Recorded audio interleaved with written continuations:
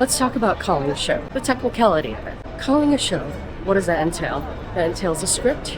You have all of the cues that you have put in, be it light, sound, automation, whatever it might be. And you follow along the script and the show, watching the color, the IR, the conductor cam, whatever other shots you need to make sure that the show flows smoothly and that everyone is safe. I digitize all of my scripts. All of my calling scripts I put into Word. I use a macro, and then I make sure that all of the light cues are at the same margin so that I'm never looking somewhere else within my script. Digitizing and making my own calling script like that is also super helpful because I'm going through each cue individually and making sure it's exactly where it's supposed to be. If I have time, I write down what each cue does, and then also like what you're looking at to fire that cue. So in making that document itself, you're also learning that show. One of the things I really like to do when I'm calling and making my script is putting an asterisk where I begin talking. And my technical term for that is loading the cue in my mouth. Let's say there's a lights 3 that happens on Once Upon a Time. If it's on the TI of time, then I'll usually put an asterisk right before once. So I know to start saying lights 3. Once upon a time. That keeps it consistent for anyone operating the board as well, so that every single day you are literally saying lights 3 at the exact same spot that you do any other day. Now, is this perfect? No. Things happen. Sometimes you're taking a note. Sometimes you're talking to an actor trying to fix something on stage. But having those in there will remind you that you'll get into a flow of, oh my God, that's the keyword. You have to start saying lights, blah, blah, blah.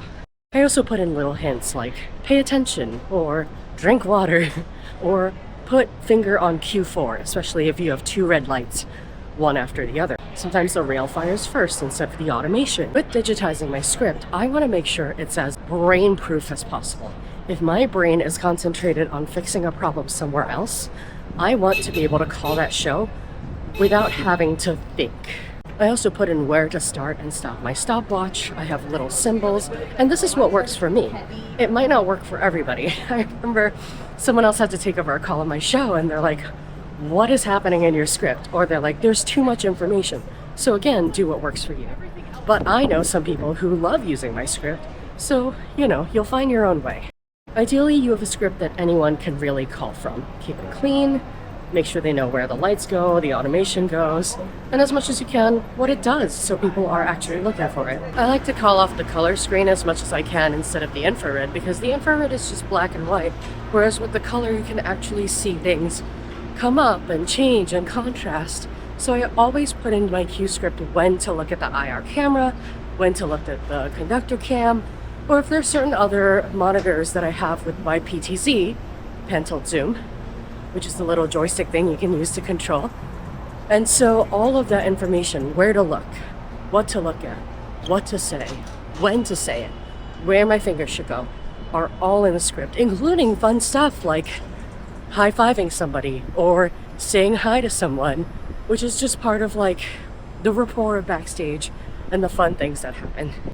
One more helpful hint when you're learning to call the show. When I was learning how to call a recent Broadway show, it was kind of nuts. And it was very, very like switches everywhere, and it's a show I wasn't super familiar with. And so I ended up staying up till 3 a.m., completely delirious, and practicing calling the show, which really helped because when it came to calling the show, when I was full of coffee and ready, I knew that I could do it with like 0 sleep and completely out of my mind. So when I had my full mind, I knew I could call it no problem. And I did. Write it all down. Make sure that you can call that show without having to think too much in case something happens. Okay, bye.